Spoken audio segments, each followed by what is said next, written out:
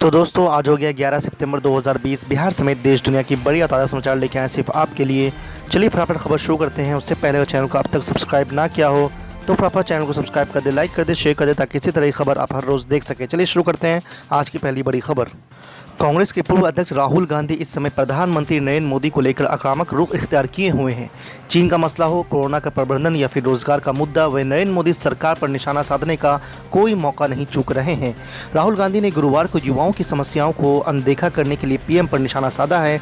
राहुल गांधी ने अपने ट्वीट में लिखा कि मोदी जी सिर्फ अपने चंद मित्रों की बात सुनते हैं और उनका विकास करते हैं। आज देश का युवा मोदी जी से अपना हक और रोजगार का उज्जवल भविष्य मांग रहा है, पर मोदी जी चुप हैं। युवाओं की समस्याओं को अनदेखा किया जा रहा है। इसके अलावा आपको बता दें कि राहुल गांधी ने कांग्रेस की मुहिम स्पीक अप के तहत ट्विटर पर एक वीडियो शेयर किया और कहा कि मोदी सरकार की नीतियों के चलते देश में करोड़ों नौकरियां चली गई है।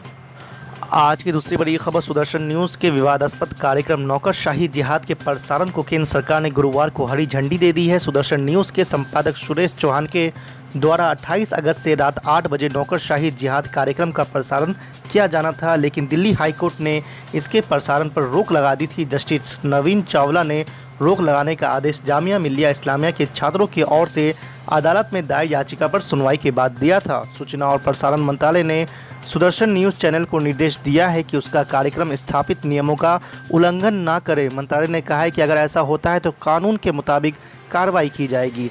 आपको बता दें कि सुरेश चौहान ने 26 अगस्त के आसपास नौकरशाही जिहाद कार्यक्रम का एक टीज़र वीडियो ट्विटर में डाला था। इस वीडियो में सुरेश चौहान ने सरकारी नौकरियों में मुसलमानों की घुसपैठ का आरोप लगाते हुए इसे नौकरशाही जिहाद और यूपीएससी जिहाद जैसा नाम दिया था। आज की तीसरी बड़ी खबर, महाराष्ट्र सरकार में मुख्यमंत्री उद्धव ठाकरे के खिलाफ अभद्र भाषा का प्रयोग करने को लेकर बॉलीवुड एक्ट्रेस कंगना रनौत के खिलाफ शिकायत दर्ज की गई है। मुंबई पुलिस में कंगना रनौत के खिलाफ शिकायत किए जाने के बाद ये जानकारी दी गई है। दरअसल कंगना रनौत ने बुधवार को उद्धव ठाकरे पर हमला बोलते हुए एक वीडियो जारी किया था, जिसमें वो मुख्यमंत्री के खिलाफ अभद्र भाषा का इस्तेमाल करती नजर आ रही थी। बता दें कि सुशांत सिंह राजपूत के बाद कंगना रनौत मुंबई पुलिस और महाराष्ट्र सरकार पर लगातार हमलावर है। उनकी शिवसेना नेताओं से बहस भी हुई थी, जिसके बाद अचानक बीएमसी द्वारा उनके ऑफिस में अवैध निर्माण को लेकर नोटिस मिल गया था। बुधवार को बीएमसी ने उनके ऑफिस का कुछ हिस्सा गिरा भी दिया था, जिसके खिलाफ कंगना रनौत हाई कोर्ट पहुंच गई थी। हाई कोर्ट ने तुरंत इस तोड़फोड़ पर 30 सितंबर तक रोक लगा दी थी। गुरुवार को कोर्ट ने मामले में अगली सुनवाई को 22 सितंबर तक के लिए टाल दिया है। आपको बता दें कि इससे पहले कंगना शिवसेना के राज्यसभा सांसद संजय राउत से भिड़ चुकी है। दरअसल कंगना ने कहा था कि उन्हें माफिया से ज़्यादा मुंबई पुलिस से डर लगता है। उन्होंने ये भी कहा था कि उन्हें मुंबई में डर लगता है। बाद में उन्होंने मुंबई की तुलना पाकिस्तान अधिकृत कश्मीर से भी कर दी थी, जिसकी जमकर आलोचना हुई थी। आज की चौथी बड़ी खबर, भाजपा अध्यक्ष जगत प्रकाश नड्डा शुक्रवार से 2 दिनों के बिहार दौरे पर रहेंगे। इस दौरान उनकी राज्य के मुख्यमंत्री नीतीश कुमार से आगामी विधानसभा चुनाव के सिलसिले में मुलाकात हो सकती है। बिहार में अक्टूबर-नवंबर महीने में विधानसभा के चुनाव हो सकते हैं और इसके लिए एनडीए गठबंधन नीतीश कुमार के नेतृत्व में चुनाव में उतरने के लिए कमर कस चुका है। आपको बता दें कि भाजपा मीडिया प्रकोष्ठ के साथ संयोजक संजय मयूख ने एक बयान में कहा है कि इस दौरे में नड्डा प्रदेश भाजपा के नेताओं के साथ कई बैठक करेंगे। वो प्रदेश भाजपा कोर कमेटी की बैठक को भी संबोधित करेंगे। यह पूछे जाने पर कि क्या इस दौरान नड्डा नीतीश कुमार से मुलाकात करेंगे, पार्टी के एक नेता ने कहा कि इसकी संभावना है। आपको बता दें कि नड्डा के साथ पार्टी महासचिव और बिहार के प्रभारी भूपेंद्र यादव भी राज्य के दौरे पर रहेंगे। बिहार में भाजपा और जेडीयू के अलावा राजग का तीसरा घटक दल रामविलास पासवान के नेतृत्व वाला लोक जनशक्ति पार्टी है। लोजपा और जेडीयू के बीच संबंधों में पिछले कुछ महीनों से तनातनी चल रहा है। आज की पांचवी बड़ी खबर, ऑल इंडिया मजलिस इत्तेहादुल मुस्लिमीन के औरंगाबाद से सांसद इम्तियाज़ जलील ने इशारों पर साधा केंद्र सरकार पर निशाना। के बाद वो 4 लाख लोग जिन्होंने मुझ पर यकीन किया है, उनमें से एक भी आदमी को ये अफसोस नहीं होना चाहिए कि मेरा वोट गलत जगह पे गया। मैं यहाँ पर कन्नड़ में आज आने का मकसद यही था कि ये उद्घाटन का कार्यक्रम तो था ही, लेकिन 14 तारीख से दिल्ली में लोकसभा का अधिवेशन शुरू होने वाला है। उस अधिवेशन के अंदर हमारे किसानों की क्या समस्याएं हैं, हमारे तालुकाओं की, गांवों की क्या परिस्थिति है, चाहे वह आरोग्यों को लेकर हो या बिजली विभाग की अभी जो समस्याएं आपने बताई है, शेतकरियों के जो समस्याएं हैं, जब तक आप उनसे मिलेंगे नहीं, जब तक आप जाएंगे और समझेंगे नहीं, तो वहां पर मैं सही तरीके से उसको पेश नहीं कर पाऊंगा। तो इसीलिए यहाँ पर आने का मकसद भी यही था कि यहाँ पर क्या क्या समस्याएं हैं वो समझ के ले, और उसी दौरान यहाँ पे उद्घाटन का कार्यक्रम रखा गया था, उस उद्घाटन के कार्यक्रम के अंदर भी शरीक हो सके।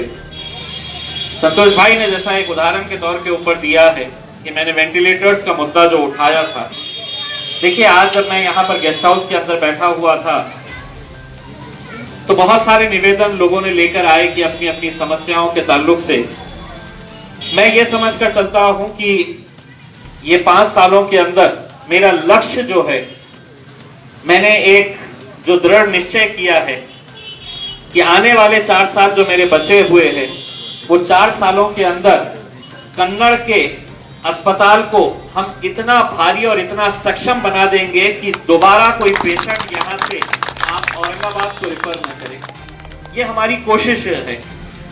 देखिए अभी 3 दिन पहले जब जिलाधिकारी दफ्तर के अंदर मीटिंग हुई, उस मीटिंग के अंदर जब ये मुद्दा निकला कि वेंटिलेटर्स आज लोगों को क्यों नहीं मिल रहे हैं, क्या वजह है कि आज लोगों को वेंटिलेटर्स की वजह से कई पेशेंट्स की मौत हो रही है, तो मैंने एक सवाल उठाया कि कितने वेंटिलेटर्स आए हुए हैं जो आपने कन्नड़, गंगापुर और वैजापुर के अंदर दिए हैं।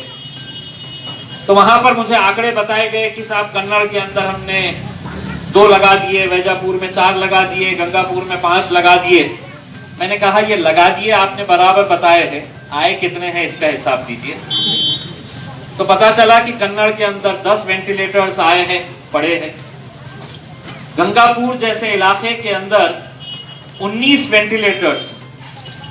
वेंटिलेटर्स अगर आए हैं तो वो 19 वेंटिलेटर्स चलाने के लिए कितने डॉक्टर्स, कितने एमडी, कितने फिजिशियंस, कितने इंटेंसिविस्ट चाहिए, ये किसी को कुछ पता नहीं। आए हैं, रखे हैं। कन्नड़ में आए हैं 10, पड़े हैं। वैजापुर के अंदर भी वैसा ही कुछ हालत। हमने कहा कि अगर औरंगाबाद पेशेंट वेंटिलेटर की वजह से मर रहे हैं और आप ये वेंटिलेटर वहां पर ले जाकर पड़े हुए हैं, उसका इस्तेमाल नहीं हो रहा है, तो कहीं ना कहीं कुछ ना कुछ गलत हो रहा है। तब उन्होंने ये माना 19 वेंटिलेटर्स अगर चलाने के लिए अगर वहां पर डॉक्टर ही नहीं है तो इतने सारे वेंटिलेटर्स वहां पर दिए क्यों गए। तो बताया गया कि साहब वो पंत प्रधान पीएम केयर फंड में से डायरेक्ट आए और वो डायरेक्ट उधर चले गए। देखिए दिल्ली में बैठा हुआ सेक्रेटरी ये नहीं जानता है कि कन्नड़ के अंदर डॉक्टर्स है या नहीं है। उसे ये मालूम है कि एक सरकारी अस्पताल है, लेकिन 10 वेंटिलेटर चलाने के लिए उनके पास नर्सिंग स्टाफ है क्या, डॉक्टर्स है क्या, तो नहीं है। ये मैं भी जानता हूं, आप भी जानते हैं। बस उस दिन जब मैंने हंगामा किया तो उसी दिन शाम तक वैजापुर के जितने बचे हुए वेंटिलेटर्स थे, तकरीबन 15 वेंटिलेटर्स उसी दिन औरंगाबाद आ गए हैं। आज कम से कम वो वेंटिलेटर्स किसी गरीब के इस्तेमाल में आ रहे हैं, किसी गरीब पेशेंट को उसका फायदा हो रहा है। तो ऐसी बहुत सारी चीजें हैं। आज जब मैं यहाँ पर आया तो कोले साहब मुझे बताया गया कि यहाँ पर एक गांव के अंदर एक अस्पताल हुआ करता था, जो बाद में रूरल हॉस्पिटल के तौर के ऊपर शुरू कर दिया गया है, वो बंद कर दिया गया है। अगर आप इजाजत दें तो सरकार डॉक्टर आपको कब देगी हमें पता नहीं है। हम कोशिश करेंगे कि वहां पर हॉस्पिटल दोबारा वो शुरू हो, लेकिन अगर नगर परिषद अगर इजाजत देता है तो हम कुछ ऐसे एनजीओज के साथ बात कर रहे हैं जिनका हॉस्पिटल्स के अंदर बहुत अच्छा काम है। मेरी उनके साथ अभी मीटिंग चल रही है। अगर वो इमारत अगर आप देते हैं तो हम पूना के एक ऐसे एनजीओ को यहाँ पर लेकर आएंगे जिसके डॉक्टर्स भी अपने खुद के रहेंगे, जो मुफ्त के अंदर पूरी मेडिसिन भी देंगे और पूरा इलाज जितने भी मेडिकल टेस्ट किए जाते हैं पैथोलॉजी लैब के, वो पूरे मुफ्त के अंदर कराए जाएंगे। उसका मॉनिटरिंग आप करिएगा, आप देखिएगा कि ये बराबर लोगों को सहूलत, और जिस दिन लगेगा कि नहीं ये एग्रीमेंट हमारा मुफ्त के अंदर का है, ये एग्रीमेंट से हटकर है, दूसरे दिन उनको हम वापस भेज देंगे। लेकिन इमारत अगर हॉस्पिटल की है और अगर वो खाली पड़ी हुई है तो उसका कहीं ना कहीं इस्तेमाल होना चाहिए। और बहुत लोग हैं ऐसे जो अच्छा काम करने के लिए तैयार हैं, आगे आने के लिए तैयार हैं, अपना पैसा लगाने के लिए तैयार हैं। तो हमारी कोशिश ये रहेगी कि मैं ये अधिवेशन खत्म होने के बाद वो मीटिंग एक आपके साथ करते हैं, आप इजाजत दें तो हम जल्द से जल्द वो हॉस्पिटल वहां पर हम शुरू करेंगे। दूसरी, देखिए किसी ना किसी को तो फॉलो करना, हर वक्त कोई शिकायत करते रहेगा तो ये तो मुमकिन नहीं है।